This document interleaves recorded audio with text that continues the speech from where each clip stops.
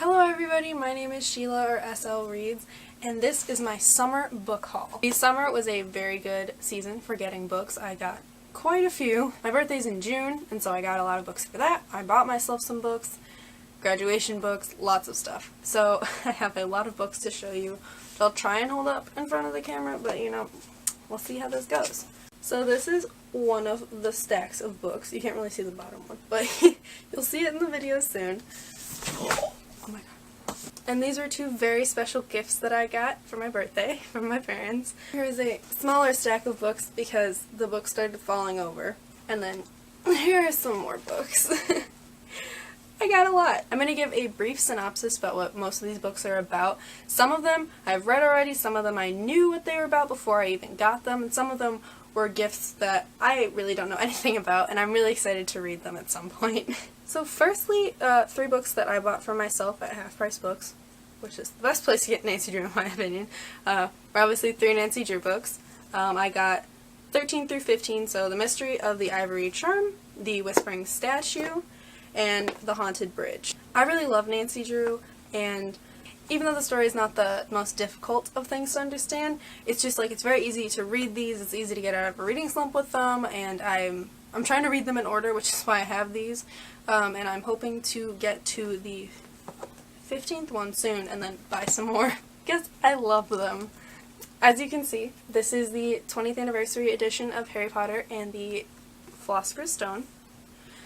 I love Harry Potter. It was one of the first books that I remember reading as a child. I remember listening to the audiobooks. My mom was reading the stories with us, and it has just been such a big part of my life. I'm not really going to give a synopsis for this because I feel like everybody knows this story. I feel like you understand the general gist of this even if you haven't read it. I'm currently trying to work my way through this, as you can see. And I really love this. It's the Gryffindor edition because I am a Gryffindor. I really enjoy this book because it has lots of extras inside. It has Gryffindor an introduction, different things about the house, about the founder, the relics, the ghosts, really everything. There's a map of Hogwarts, which, oh my god, they really should have included this in the actual versions, like the original versions. I have way too many copies of Harry Potter because I love maps, and this is amazing. I want this, tattooed on my body. It's amazing. I think it's so cool that this is what they decided to do for the 20th anniversary edition. I know there's also hardcovers, and the hardcovers have stripes like what the house colors are, but I really liked just the full red. Red's my favorite color, so, I really like it. This book is the Usborne Complete Shakespeare. It is, I guess, more of a children's book. It has all of Shakespeare's plays. I'm a huge Shakespeare fan, and so I thought it was amazing when I saw it online. It has all the Shakespeare plays, it has what all the characters are, and it has drawings about them, and then it has the story, the play, told in just regular English, and also in a shorter story form. They're not that long, and I just think that these are absolutely beautiful. This is my favorite one because I've never even read this one or heard of it, but he's from Athens, so it has a bunch of Greek coins, which I love. I think this is so cute. I love it so much. I love the drawings are so pretty. I don't even know half of these stories. Look how pretty it is. It's a pretty hefty book, but I'm so excited to actually try and read this one day. I got 2 mythology reference books during the summer. This one I got as a gift from my future roommate in college, and it's World Mythology in Bite-Sized Chunks by Mark Daniels. I believe this was in some subscription box recently. I saw it on Haley and Bookland's channel, and I thought that it was so cool. I love mythology, and I really want to broaden my horizons and actually learn more about other types of mythology. I mostly just understand and am passionate about Greek mythology and a little bit of Roman mythology, mostly Greek though. So I'm really excited. This is really cute. I love the cover. I'm taking a Greek and Roman mythology class this semester, and so hopefully I'll be able to use this for at least that portion of it, but I also hope to take future mythology classes in which I will be able to use this. But the other mythology book I got was one of the Barnes & Noble's classics because they were all $5 for the summer, and so I bought a few. Yeah, so this is Bulfinch's Mythology by Thomas Bulfinch, and I had originally thought that this was all Greek and Roman mythology. I don't know why, but I did. But it actually has lots of different mythologies. It's apparently 3 books combined into one, which are The Age of Fable, The Age of Chivalry, and The Legends of Charlemagne. So I really hope that I'll be able to use this in that mythology class that I just mentioned. And if not, I hope I'll just read it some other time. Next I have the Anna and the French Kiss trilogy by Stephanie Perkins. I read Anna and the French Kiss as an ebook earlier this year, and I really wanted to get my hands on this beautiful copy. I did not really like the original covers for these books, but when I saw these, I really liked the typography and the locations in the background. And so this is Anna and the French Kiss, and then this is the next book, which is Lola and the Boy Next Door.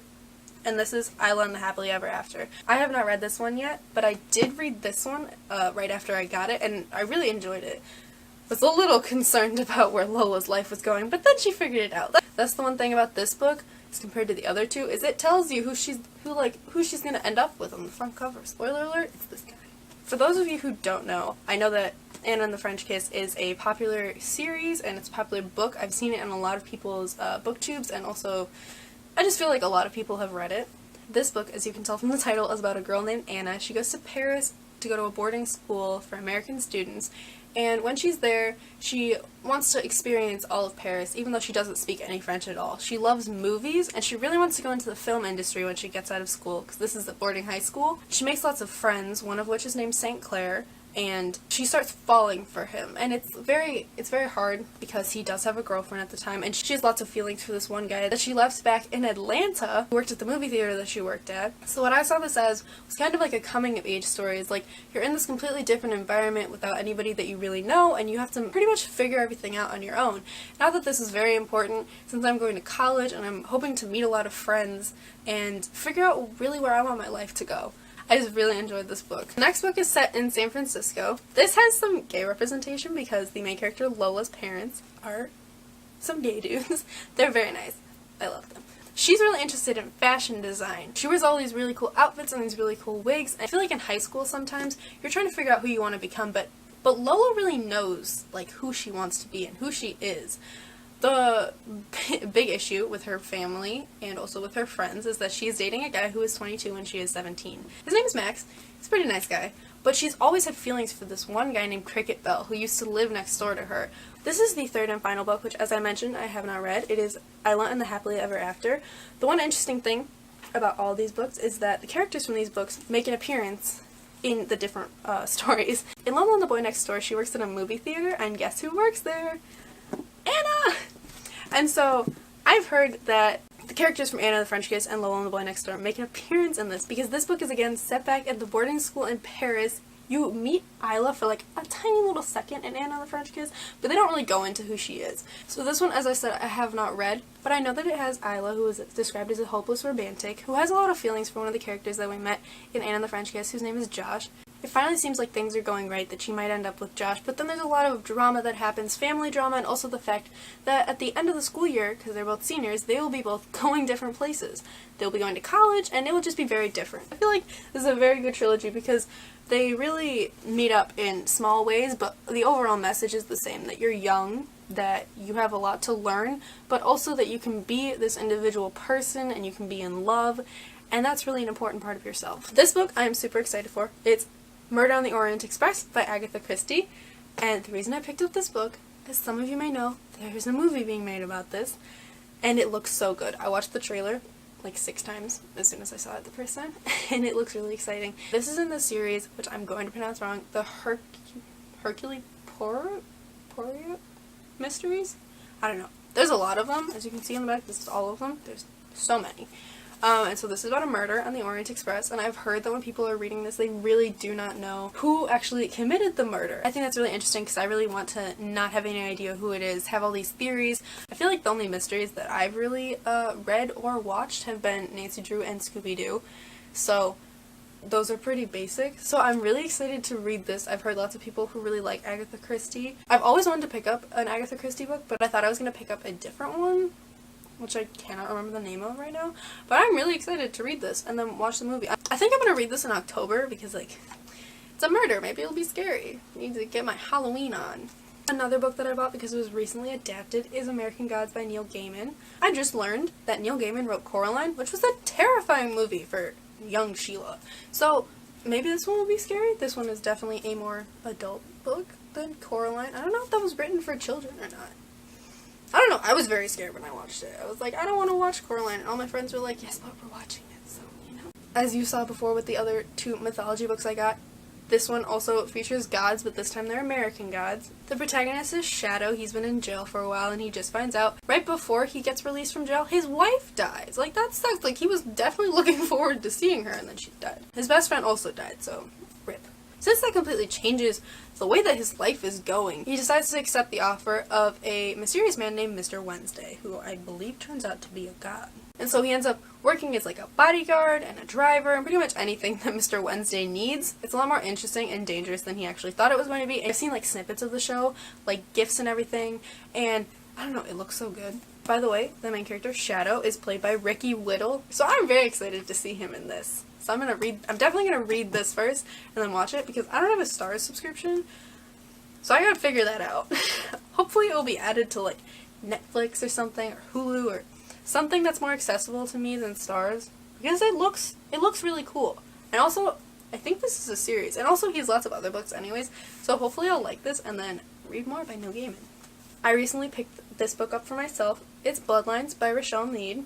I love the Vampire Academy series, and I read it like a while ago, like multiple years ago, and I never really had interest in picking this book series up until I recently spoke to one of my friends about Vampire Academy. She absolutely loves Adrian, who is a main character in the Bloodlines series, so I finally wanted to give it a chance. I thought that it was finally time. This is also a pretty lengthy series, just like Vampire Academy, which was 6 books.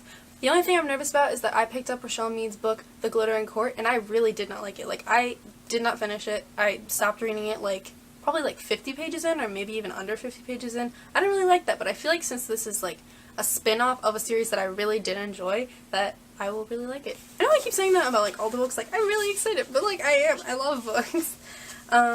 So the next book is History Is All You Left Me by Adam Silvera. So the protagonist is Griffin, and while he is no longer in a relationship with his one true love, Theo, he always thought that they would get back together. Theo dies in an accident, and Griffin's world, like, drastically changes. He doesn't know what to do, and the only person who can console him and who understands what he's going through is Theo's current boyfriend, or current before he died, Jackson. And so I'm very excited to see where it goes. I feel like it's going to be a very interesting relationship because Jackson and Griffin were both in love with the same guy, but I've heard great things about Adam Silvera. He's just coming out with another book that features LGBTQ plus characters, and so I hope I really like this one, and then I will get to read that one soon. This is The Gentleman's Guide to Vice and Virtue by Mackenzie Lee. I just finished this, and I loved it. This, again, features LGBTQ plus characters, and it was so fun. This is set in the 1700s on a grand tour. For those of you who do not know what the grand tour is, it was essentially rich people would go and to like all the nice, fancy, like the capitals of Europe, not even the capitals. They would go to like lots of different cities in Europe, and they would just experience life before they went back and actually like did the things that they had to do. Our main character Monty is the son of an earl, and he's going on his grand tour with his best friend Percy and his sister Felicity. After the year that his grand tour takes place in, he is going to start taking over some of the roles of being the earl from his father. He's going to start like running the estate and everything.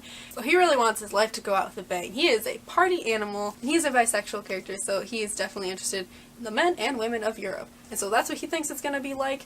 Unfortunately, Monty, Percy, and Felicity are settled down with a man who's supposed to keep them in line. Lots of mayhem happens that apparently does not happen on every single grand tour, because usually you do not get highwaymen and pirates at the same time. But really, the pirates are my favorite part of this book. You'll meet them if you read this book, which you really should, and they're so nice. Like, the best characters in this book. This, very similar to Anne and the French Kiss, is a coming-of-age story. It's Monty going from kind of an asshole to actually realizing, like, what's important to him, to Monty having to realize if the thrills and frills of life are actually worth everything. So the next book, which I forgot to include in either the piles that I showed at the beginning of the video, is Carry On by Raymond Rowell. I really enjoyed this book. It is like a gay Harry Potter. As I mentioned before, I love Harry Potter, and so this was a super fun read. I would say it's more of like a grown-up version. Like, they do swear. It has a lot of the same themes as Harry Potter, as I just mentioned. There is the Chosen One, who is the self-proclaimed like worst chosen one ever. He's awful at magic. He feels like he's not really like doing anything to help, and he feels like he's failing to meet all of the expectations that people are setting for him. He's not really helping to defeat the Humdrum, which is the Voldemort-like character who looks like this guy, apparently, which is terrifying. He is not a good boyfriend. He's having issues with his roommate, whose name is Baz Pitch. oh my god, did I even mention? His name is Simon Snow. Did I say that before? I don't know. This is Simon Snow. This is Baz Pitch. This is a dragon. And so, he's really just, like, not doing well, like, overall. He has a best friend named Penelope. She is awesome. His girlfriend's name is Agatha. All their spells are really cool because instead of being, like, Latin words, they're actually just, like, songs and, like, phrases that you would use. And I think that's super cool because it's just, like, normal things. And I feel like that's... And that really, like, sets the stage for, like, how exciting this book is. Another thing I really love is this map. I love maps. And this map is, like, awesome. This shows Watford, the school that he goes to. This book is somehow related to Rainbow Rowell's other book, Fangirl, because I know the main character in that book writes fanfiction for the Simon Snow series. I'm not really sure if this is the fanfiction or if this is supposed to be one of the books in that series, but it's awesome. I had so much fun reading this. The original cover of, like, the hardcover edition, I liked it, but this one is, like, it's so fun, it's so bright, I love the colors, it really reminds me of, like, a comic book. So now we are getting to the section of the video of books that I have not read, and I also really do not know that much about. I've heard stuff about the authors, they have been given to me by people, or recommended, or I picked them up myself, but I really have no idea what it's about. The first one is the collected poems of Sylvia Plath. It was given to me by my sister. She loves Sylvia Plath. I read The Bell Jar, which is also by Sylvia Plath. That is a book, of course. And so after reading that, and knowing stuff about Sylvia Plath's life, I feel like these collected poems, some of them at least will have to do with mental health, or with, like, her place as, like, a woman in the world, and I'm excited to read this. This is a lot of poems. I'm not really a poetry person, but I like reading them, but I also just don't get everything. I don't get all the symbols and all, like, the little things you're supposed to get out of the poems, but I'm really excited. This is, like, huge. Like, usually, like, when you see poetry books at the store, when you see poetry books at, like, Barnes & Noble and everything, they're, like, this big, like, thin. No, not this book. Sylvia Plath, she knows what's up. The next book is Howard's End by E.M. Forster. I have read one book by E.M. Forster before. It was A Room with a View, and I loved it. I'm really bad at picking out symbolism, as I just mentioned with Sylvia Plath, and so that book was awesome because they told you exactly what The Room with the View was, and I loved it. Oh my god. I picked this book up because I was at Barnes & Noble picking up books for my cousin's birthday, and I was like, okay, of course I'll get her my favorite classic novel, which is A Room with a View, and I saw this, and I was like, I did not know that E.M. Forster had other books. Apparently this is considered his greatest novel, so maybe it'll be even more fun than the last one. And so this book seems to have to do with two families who are very different, who have to come together. They are brought together by some catalyst of an event, and one of the families is, like, very intellectual and the other one is very practical, and so I'm very excited to see how those things are going to mesh, how they're going to, like, play off of each other. I hope there will be a nice, fun romance that I can understand all the symbols for, which there was in A Room with a View. Apparently this book takes place preceding World War I, so apparently this book deals with lots of the issues that are happening in England at the time, like the social issues and economic issues, and like the characters who are very intellectually based, the intellectual issues of England at this time. According to the back of the book, Forster does not take sides in this conflict between the two families, and so that's going to be so fun, is that there's not going to be any bias of, like, this is the right family, you should definitely choose this one. And so I feel like that's really good, because then you can just make your own decisions and figure out, like, what you want for yourself. Oh, I'm excited. The next book that I have is The Way of Kings by Brandon Sanderson. It is the first book in the Stormlight Archive. Hell yeah, I got that right. One of my really good friends gave me this book because she loves this book and this author, and she wanted someone to, like, freak out about with it. This book is so big. It's like so many pages. It's like 1,000. It's 1,100 pages. 1,200. It's 1,200 pages. I really do not know that much about this book or this series. I think it is a fantasy series, but it's, like, epic. It's like there's lots of very intense and really amazing world building. I'm excited to read this because it's, like, an adult fantasy series. Most of the fantasy books that I have read up until now have been, like, middle grade or children's books or young adult fiction, and so I'm really excited to read this. The back says, from Brandon Sanderson, the author completing Robert Jordan's The Wheel of Time series, comes The Stormlight Archive, a richly imagined epic set in a world relentlessly blasted by awesome tempests, where emotions take on physical form and terrible secrets hide deep within the rocky landscape. That sounds awesome. I don't know when I'm going to pick this up because it's huge, and yes, I understand I will not read this all in one sitting because that's impossible. I do have basic needs, basic human needs to complete, but I feel like I want to read this one. This is the only book that I have to read, and I know that I'm reading a bunch of books right now, and I'm trying to finish them before I go off to school, so maybe I'll read this over winter break or next summer or when I have downtime, because I really don't know what my reading schedule is going to be able to be like with college. But really, I'm so excited to see this like adult fantasy series and really get into it, because I'm betting all the other books are like this too. So once I read one of them, I'm just gonna be getting more of them, and then I'm never gonna get out of the series, and that sounds fun. So this book is Saints and Misfits by S.K. Ali. I don't know anything about this book really. I really like the cover. I'm a really big person for like typography and like different fonts, and like this kind of looks like calligraphy. I took a calligraphy class a few years ago, but this just looks super fun. I know that this book has to do with the distinction between saints, misfits, and monsters. The main character is Jana. I think that's how you say it. I'm just guessing here. She is a hijabi, so she does wear the hijab, and from the first few pages that I did read when I was in the store before I bought this, I saw that there was some like identity issues. Her father was like remarried or something, and his family really did not understand why she was wearing this. So I really think it'll be really interesting to learn more about Islam and what that means for a young girl. But yes, it does seem to be very identity based, where she doesn't really fit in with her dad's new family, or with her mom and her brother, who is like her mom's favorite. And so she just feels like she doesn't know really where she is in the world. She seems to really like Flannery O'Connor. I don't really know who that is. I think it's an author. It says Flannery O'Connor Stories, so I'm guessing that's an author. I've never read anything by Flannery O'Connor, but the one thing that she does say is that there are monsters who wear saints' masks, and so I'm guessing there is some deep tension between her and at least one of the other characters, or more than one of the characters, and well, that makes me a bit nervous. I still am really looking forward to read this book. I don't know when I'm going to read it. Maybe I'll bring it to college with me. It's such a pretty cover. Next is The Blind Assassin by Margaret Atwood. This is my sister's favorite book, so of course she got this for me too, along with the Sylvia Plath poems and 2 other books which you will soon see. So this book apparently features a novel within a novel, and The Blind Assassin is the novel within the novel, which is cool. There is a big issue where the main character's sister is killed in a car accident, is ruled as accidental, but I don't think the main character thinks it is an accident.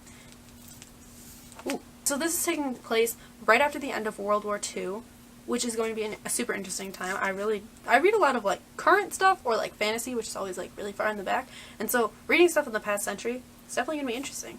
So back when you get back out of the book within the book and you go back to the perspective of Iris, who is the main character, you find out her husband also just died. I know my sister has good taste, so I hope that I also really enjoy this, because I know that she loves this. Maybe I'll read this in October too. This seems like a mystery. Like, you don't know what's going on. I'm really bad with mysteries, so this might not be that much of a mystery. I'm just gonna think it is. The next book that I got this summer is Sula by Toni Morrison. My sister also got me this book for my birthday. I know a lot of friends who have read Toni Morrison's books, and I know that she is an amazing African-American author. She won the Nobel Prize for Literature. That's awesome. I did not know that about her. But it's on the back of the book, so that's awesome. So apparently this book has 2 protagonists who are both black women who both start out in the same place. Their paths really diverge from each other as they grow older, and so you get to see how both of them have changed as people from the place that they once started together. This is an audiobook. I don't really read audiobooks, but my sister also got me this for my birthday. It is called Rainwork by Janelle R. Thompson. I really do not know anything about this, but I hope that one day I will pick this up. I've listened to like one audiobook, and that was a book that I really did not want to read, and so I hope that I will actually like be interested in this. I don't know if it has a Goodreads or like anything. I don't know anything about this, but you know, I guess that's part of the fun. Final book of this book haul is The Rocks by Peter Nichols. This is a book that my sister got me for my birthday, and neither of us really know anything about this. I think it is a travel novel, and I love traveling, so I guess it'll be perfect. So apparently the travel is to somewhere in the Mediterranean, and apparently it has to do with something that drove 2 honeymooners who were honeymooning in this area apart. Like, it was apparently some very like drastic event, and you're like going to figure out what that is. Apparently you're going to figure out what that event was, and also apparently their children, like they obviously break up on their honeymoon, but they have kids with like other people, and then their kids fall in love, and it's something star-crossed that says it's like Romeo and Juliet, and like some of that's inspired by whatever happened in the Mediterranean. So it's a captivating double love story told in reverse. We're gonna see what happens with Gerard and Lulu, who are the original couple, and their unrelated children many years later. So this looks super fun. I love the cover, love the typography again, but yeah. Okay, so that was the end of my summer book haul. I hope you enjoyed that. I'm sorry if I got a bit quiet at the end. My mom came home, and I was trying to like not bother her by talking about these books. Let me know if you have read any of these books, and if you like them or not. Try to avoid the spoilers. Let me know down below if you liked this video, if you liked any of the books. If you want more information on any of the ones that I have read, you can look at my Goodreads down below for the ones that I have read, because I did do some reviews. They're not the best reviews. I'm clearly not good at reviews, if you can see it from my first booktube video, which was the Lord of Shadows review. But yeah, let me know your reactions, your comments, anything you really want to say down below. If you have any suggestions for other videos, I'm going to actually try and do this during college. And I'm trying to have this as a goal of mine, to actually make booktube videos, actually try and be more of a part of the book-loving community. But yeah, so I hope you enjoyed this, and I'll see you next time. Bye!